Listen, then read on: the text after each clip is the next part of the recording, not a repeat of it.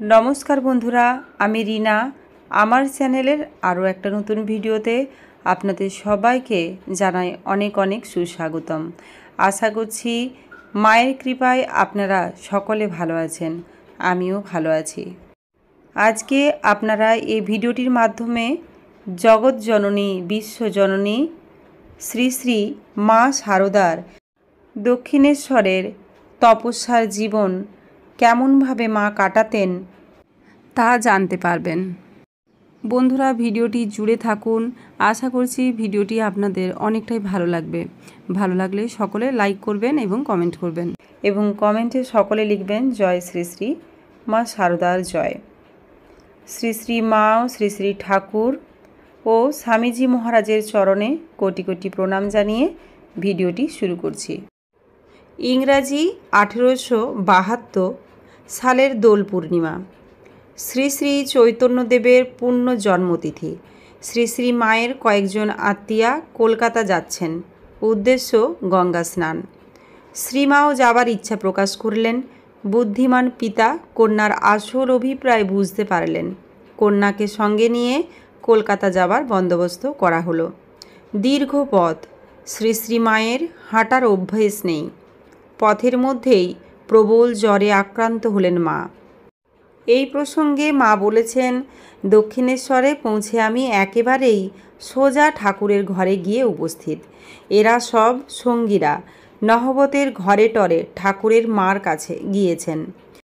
ঠাকুর দেখে বললেন, তুমি এসেছো, বেশ করেছো।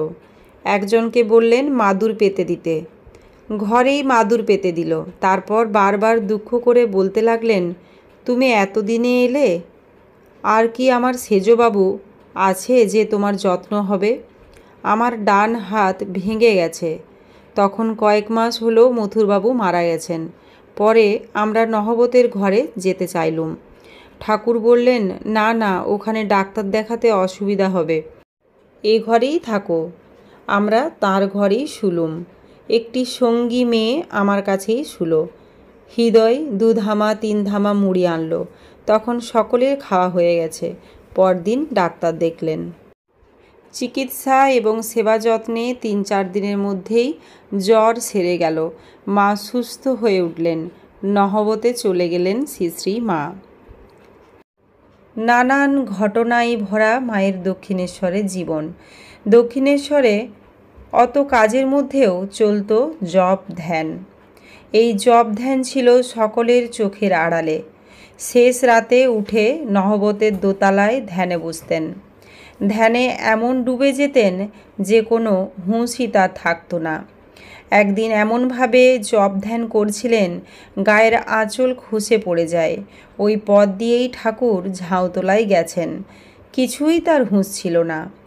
ঠাকুর শ্রীমায়ের জিভে বীজ মন্ত্র লিখে দিয়েছিলেন। মা সেই বীজ মন্ত্র জপ করতেন। দিনে লক্ষ জপ মা করতেন। ভগবানের কাছে কাতরে প্রার্থনা করতেন, চাঁদের কলঙ্ক আছে, আমার মনে যেন কোনো দাগ না থাকে। তোমার জোছনার মতো আমার মনকে নির্মল করে দাও। গভীর রাতে মা শুনতে পেতেন মধুর বাঁশির ধ্বনি। মনে হতো যেন শ্রীকৃষ্ণই বুঝি বাঁশি বাজাচ্ছেন। এ কথা ভাবতে ভাবতে মা ভাব সমাধিতে ডুবে যেতেন। দক্ষিণেশ্বরে মায়ের কঠোর তপস্যার জীবন।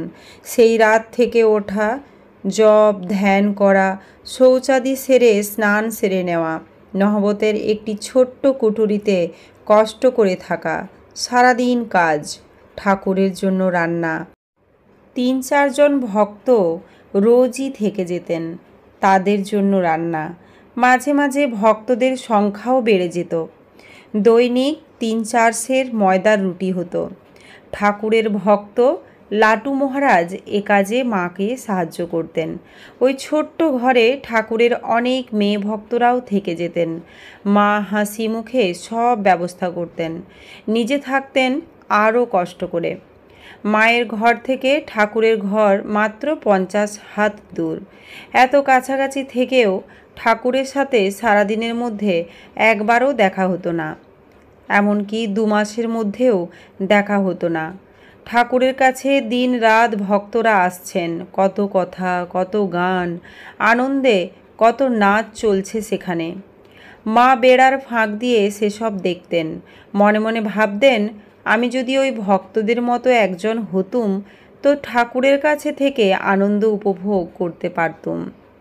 শ্রীমা বাগানের নানা ফুল তুলে সুন্দর সুন্দর করে মালা গেঁথে পাঠিয়ে দিতেন মন্দিরে। মা ভবতারিণীকে সেই মালা পরানো হতো। সেই মালা পরে মায়ের রূপ যেন খুলে যেত। একবার শ্রী শ্রীমা বলেছিলেন, দক্ষিণেশ্বরে থাকতে একদিন আমি রঙ্গন ফুল আর জুঁই ফুল দিয়ে 7 লহর গড়ে মালা গেঁথেছি। বিকেলবেলা গেঁথে পাথরের বাটিতে জল দিয়ে রাখতেই কুড়িগুলি সব ফুটে উঠল। মাকে পরাতে পাঠিয়ে দিলুম। গয়না খুলে মাকে ফুলের মালা পরানো হয়েছে।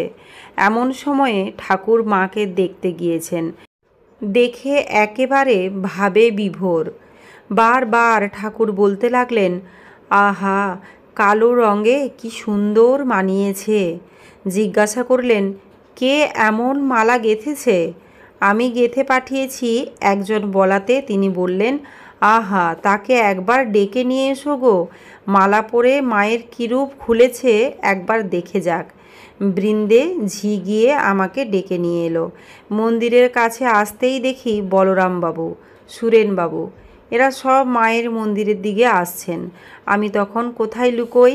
বৃন্দের আঁচলটি টেনে ঢাকা দিয়ে তার আড়ালে পিছনের সিঁড়ি দিয়ে উঠতে গেলুম। ও মা, ঠাকুর তা জানতে পেরে বলছেন, ওগো, ওদিক দিয়ে উঠোনে। সেদিন এক মেছুনি উঠতে গিয়ে পা পিছলে পড়ে মরেছে, সামনের দিক দিয়ে এসো না।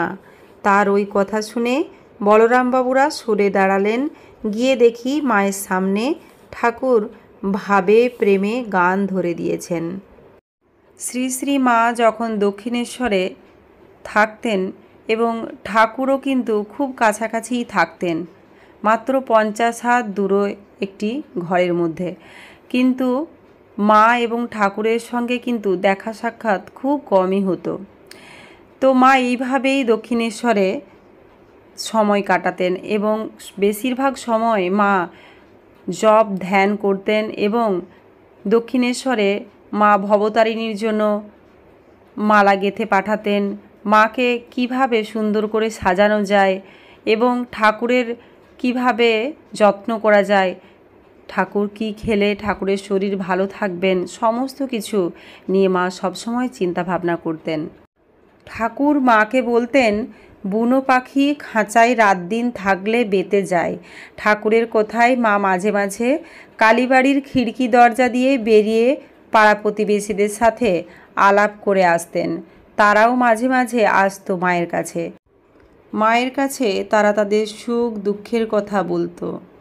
দক্ষিণেশ্বরে অতি গোপনে সকলের চোখের আড়ালে চলেছিল মায়ের নীরব সাধনা। কেউ বুঝতেই পারত না মা কখন ঘুম থেকে উঠতেন এবং মা সকল কাজ সেরে ঠাকুরের নাম জপ ধ্যান করতেন। এরকমভাবেই দক্ষিণেশ্বরে মায়ের সাধনা জীবন কাটত। আজকে আমরা এই ভিডিওটির মাধ্যমে শ্রী শ্রী মায়ের দক্ষিণেশ্বরে তপস্যার সাধনার জীবন কেমনভাবে কাটাতেন মা সেটুকু জানার চেষ্টা করলাম। আশা করছি ভিডিওটি আপনাদের ভালো লেগেছে। সকলে সুস্থ থাকবেন, ভালো থাকবেন। শ্রী শ্রী মা, শ্রী শ্রী ঠাকুর ও স্বামীজি মহারাজের চরণে কোটি কোটি প্রণাম জানিয়ে আজকের ভিডিওটি শেষ করলাম। সকলকে জানাই ধন্যবাদ।